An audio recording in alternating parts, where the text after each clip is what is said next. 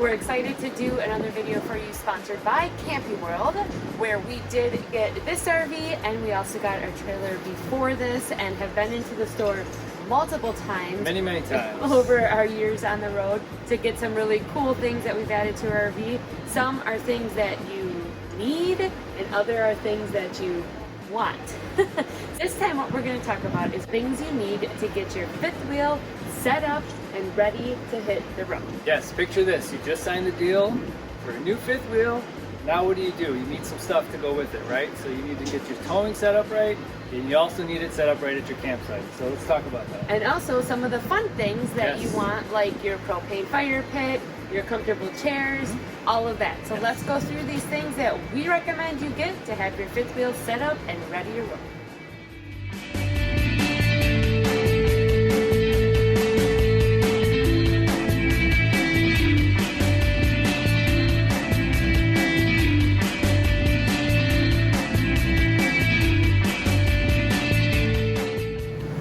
All right, item number one when you get your campsite, you want to be nice and level. So there's two ways to do that. We have the Anderson leveler system, which is a very easy way to just stick this behind your tire. And since it's kind of curved, you just back right onto it until you're level. Then you slip this chalk in the front of it to lock your wheels in. I really like this one. We've been using it for a while. Another option is to get the yellow blocks, which I actually am using those as a support for my jack stands. And basically I use that to not have to extend those jack stands too far, because then I feel like they're extended too far and we get a little bit of wiggle in there.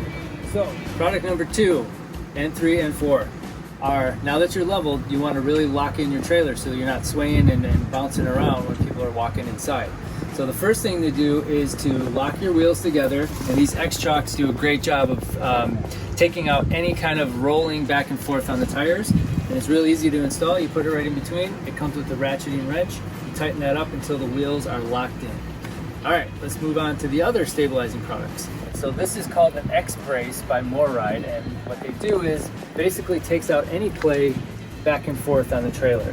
So these are tension rods that mount to the front landing jacks or the landing gear of your trailer.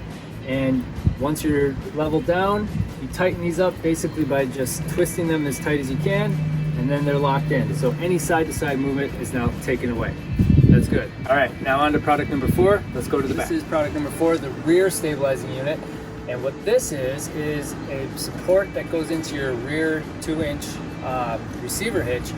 And these legs come down as a support, and you hook the ratcheting strap in between these two hooks on the legs.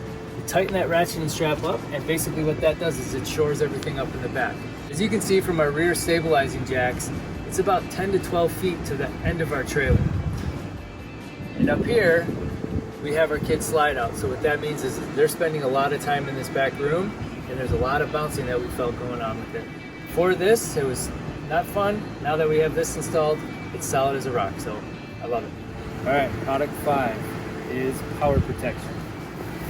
So we have this Progressive Industries EMS portable unit, and basically what it does is it plugs into the either 50 amp or you can get it in a 30 amp model into the receptacle at the power pedestal, and it's going to filter out any bad things that come through the power pedestal. So if you have low voltage, high voltage, surges, any miswirings in the pedestal itself, it'll shut power off before it goes into your rig that could damage appliances inside. All right, product number 6 is fresh water. I have a few things going on here, and this has come with some years of camping experience, so I want to show you what we got. So first of all, here is the water spigot from the campground. First of all, I put on a Y splitter here, and one is going this way to this black hose, and one's going this way to the white hose. Let's talk about the white hose first, because this is our fresh water coming into the rig. After the Y splitter here, I have a water pressure regulator, and what that is going to do is if we have any super high pressure water coming out of here, it's going to regulate that so it's not that super high pressure inside, which could damage the pipes or any connections in our indoor plumbing. So that takes care of that. And this one is really cool because it has a gauge on it where I can actually see what the pressure is, and I can also control it by using this screw up on top. Next, coming out of there is an inline water filter. This is a pretty decent, like a 1 micron filter. And this is gonna filter out any kind of junk coming through before it even comes into our rig, which is nice. And then of course our white hose, which means it's a potable water hose coming into the rig. Now, we use that for all of our showers and washing dishes. For drinking water, we actually filter it again through the Berkey travel water filter that we have on our counter, which is amazing. That has it can filter out pretty much anything. If you put red food coloring in the top of the Berkey, it'll come out clear at the bottom. So it's pretty amazing. So that's what we use for our drinking water. All right, now on the other end of this is a backflow preventer, first of all, on here. And then this is a black hose that I use to basically flush our black tank after we dump. So I hook that into the spot in our RV, turn this side of the spigot on, and it flushes all the remaining residuals in our black tank right out of the sewer. So I have 2 pipes for that, or 2 hoses for that, just to keep them separated. And then we also use this one to rinse our feet off or kind of rinse anything down when we need to. And this backflow preventer means that none of that stuff is coming back into the city water system. All right, now the fun one, number 7, the sewer. Ugh. So we have a really long run here. You can see it. I'm actually using 3 hoses to get from our sewer outlet to the sewer septic system here at the campground. And these are, we like to use the Rhino ones because you can kind of step on them a little bit. They're a little bit more durable. The other thing that I like to have is this plastic kind of ramp system. It's kind of the sewer hose support system.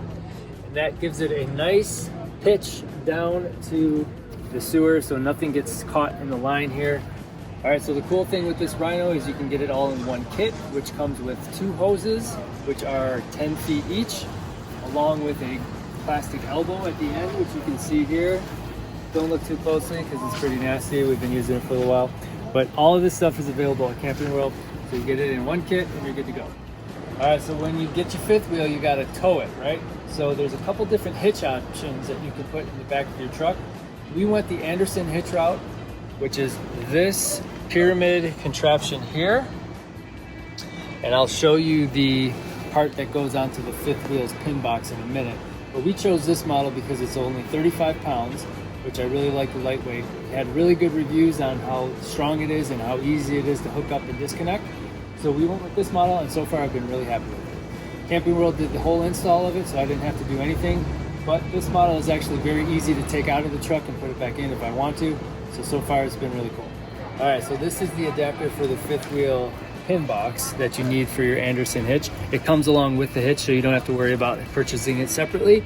But basically what it does is it bolts onto the kingpin here, and then you lower this right down onto that ball you saw in the truck. You lock it in by pushing the lever over here on the side, which is very simple, and you're good to go. All right, number 9 is a cool upgrade for your truck, which I highly recommend. We did it on our Ford F-350, but we installed some airbags here on the back, if you can get in there and see those. And those are really great because they take a lot of the stress off of our rear suspension when that big heavy 5th wheel is sitting on it. There's no more squat, it rides nice and level. These are super easy to install and maintain. I highly recommend them. They're the Airlift 5000s, so yes, I'm really happy with them. All right, number 10 is another upgrade we did on the truck. I upgraded the brakes to some slotted and drilled rotors and pads. It takes away a lot of that heat that is built up when you're stopping the 5th wheel behind you. So far I've been really happy with them. These are the Power Stop brakes, so those are really cool on Amazon. Another amazing upgrade that you can do for your 5th wheel is to have MoRide's independent suspension and disc brakes put on it. We did this just recently and it has been a game changer for us for towing. The braking is amazing. It stops at 30% faster than normal brakes because they're no longer electric, they're hydraulic, so you actually have brake fluid being pumped into your brakes. And also the independent suspension has been super smooth. They level out our ride and everything inside stays in place when we leave, so it's like we never left our campground. All right, so that was all the stuff that Craig gets excited about. Me, I don't know what's going on there. He can take care of that. So now we're gonna move on to what I consider the fun stuff. So for that, we're gonna talk about your propane fire pit. you want to have one of those. For years we said no go on the propane, we're only true campfires, get the logs out, start the fire, have the smoke, have the whole deal. And then we started hanging around with people that have propane fire pits, and I was like, this is kind of nice. Click a button basically, they turn on, turn them off, it's nice and easy. So now we've got a propane fire pit and it is amazing. So propane fire pit, check. The second thing that I'm going to talk about is the camping chair. You definitely want to get a really comfortable camping chair because you will be spending a lot of time in it. I love the Camping World camp chair because I can sit in it and I can have a kid sit right next to me and we're both super comfortable in it.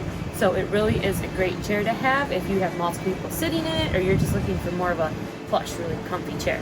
Camping World also has a variety of different chairs you can look at. Craig has one he really enjoys that's more of your typical chair. So lots of different options out there. We also got some smaller ones for the kids as well. Then next up you have your rug. You are going to want to get a rug to bring with you in your fifth wheel. And the reason is when you get somewhere, you want to put your rug and lay it outside your door so that you can keep dirt and grass and rocks or sand, whatever it is at the campsite you're at, under control and have a nice clean area in front of your RV. So always look to get a nice large camping rug. I say the bigger the better so that you can cover your area in front of your RV and have it stay nice and clean. It also looks pretty nice too. Then we also like to have an outside kitchen setup. So we've got this outside kitchen setup from Dometic that Craig then takes our Blackstone grill and puts it on top of the outside kitchen table. And we have a really fun and awesome outside kitchen setup that he can cook a whole bunch of different things, maybe even dance around a little bit while he's doing it, and just really enjoy cooking outside with this kitchen setup and the Blackstone grill. Of course, you can also get a regular grill, lots of different options, but think about what you want to do for your outside kitchen setup. Then the last thing we have is the lights. So we got these lights just at Costco and they're awesome. We can put these around a tree, we can hang them between RVs if we know our neighbors, and they really, really light up the place. So all of a sudden you have a really cool outside setup that you can enjoy. Once it starts to get dark outside, flip those lights on, start that propane fire pit, invite some friends over to sit around the fire, and it's gonna be a great night.